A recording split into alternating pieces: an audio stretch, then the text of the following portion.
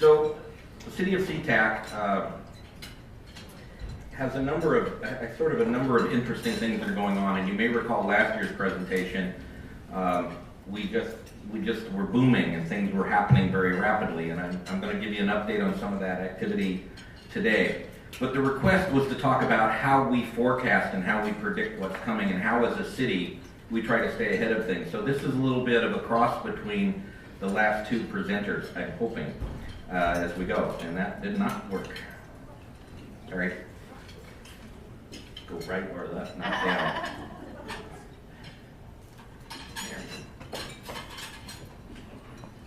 Everybody has a different gadget.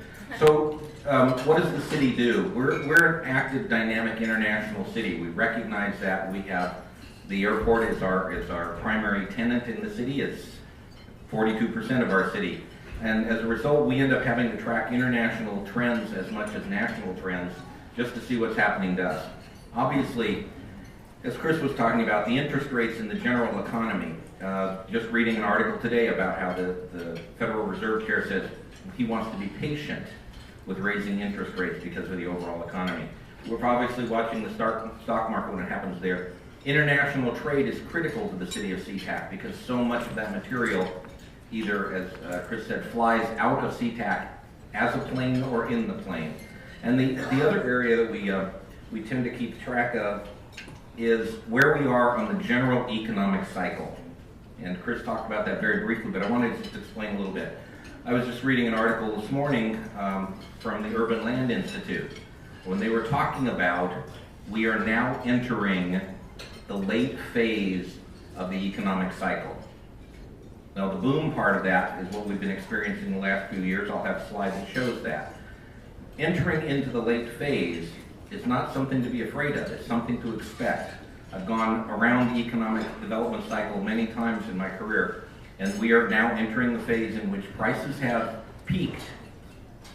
We're starting to see that locally and starting to decline. That is not a bad thing. It's something to prepare for and take certain action.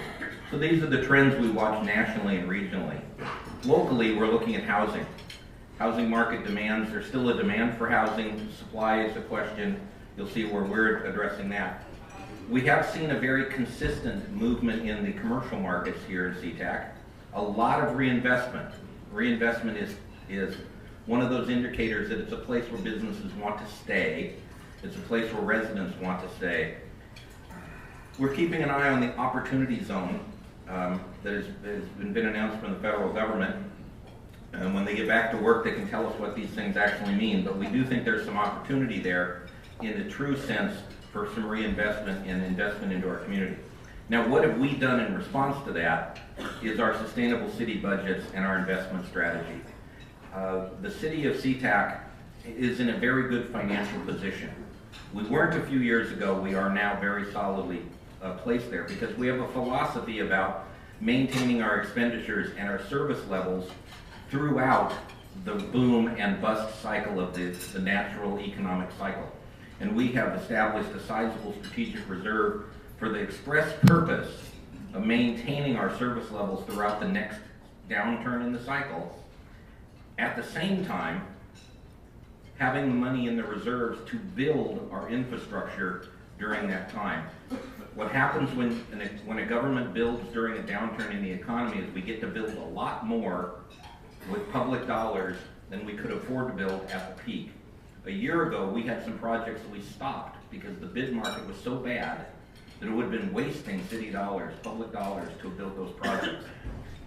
The reason it's a bad time to bid is because all the contractors were busy. During a down cycle, the contractors are not busy and they're happy to get public work. So we're strategically approaching our expenditures that way. Here's what's happened in the last year. These are just highlights because the list is a lot longer. Residence Inn, Aloft Hotel have both been opened and had grand openings, and numerous hotels, including this one, have done some renovations and some upgrades. And the Cedar Brook has been redefining itself for the last 6 years and continues to be a fabulous place, and I always appreciate being here for an event. We've seen housing coming in, multifamily housing. The Reserve down near Angle Lake across from the park Corinthian Apartments in the north end of town was bought and completely renovated. What's underway now? This is just what's currently under construction, major project-wise. The Hilton Garden Inn, the Wingate Hotels, Kidney Center, and on the north part of the city, and of course the Alaska corporate campus off 192nd and International Boulevard. That is the first of what is called the hub. The first phase of that is under construction now. Highline's building Glacier Middle School on the site of the old Glacier High School. And the IAC Commerce Center is affectionately known as the Trammell Crow property, which abuts the development that is occurring in Des Moines and has been occurring for the last few years in our neighboring city. That is bringing additional warehousing space to our community. That's Port of Seattle owned property, and we appreciate them bringing that project to fruition.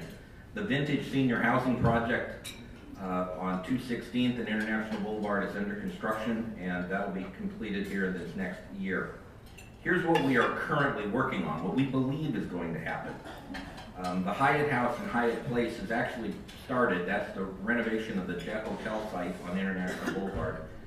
They've begun the demolition and some prep work on that. The Alaska corporate campus is going to move into phase 2.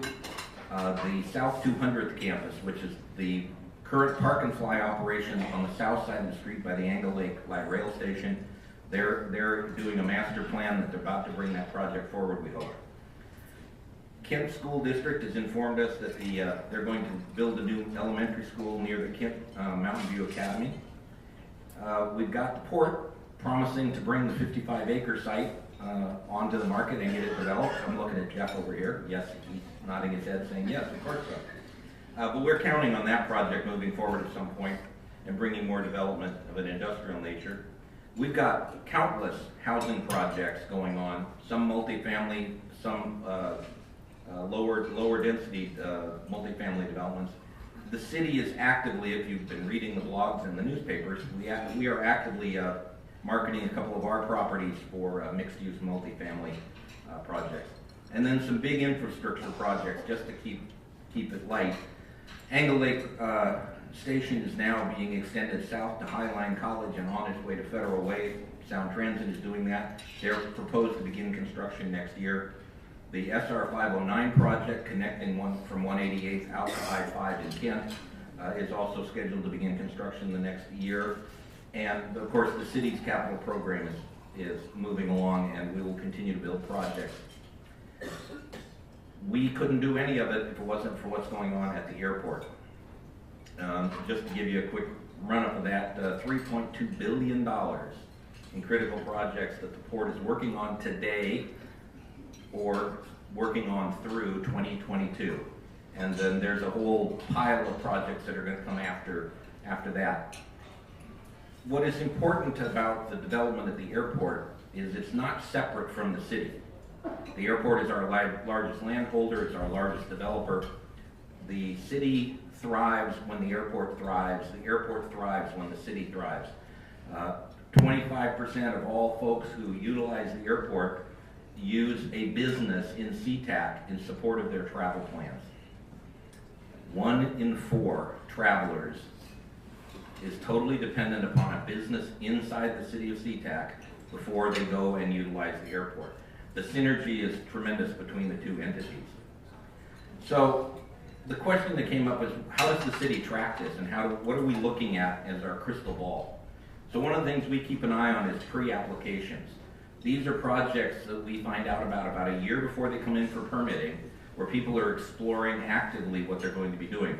Now, you can see that since 2013, which just happened to coincide when I came to work for the city, we've been tracking these very closely, and they've gone up and down a little bit, but what we are still seeing is a pretty steady trend of pre-applications. That means people are still interested in doing projects in 2019 and 2020.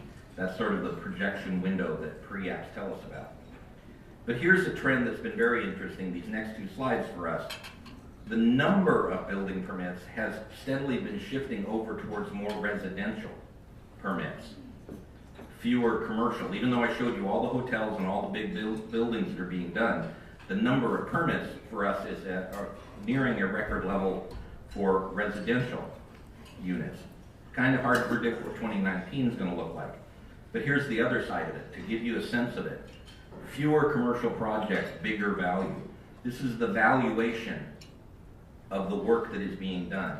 So for each of these years, we added in 2013 $68 million worth of construction to our local economy. We added $151 million the year after that.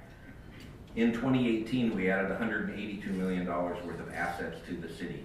That's buildings, construction, all the work that's related to that.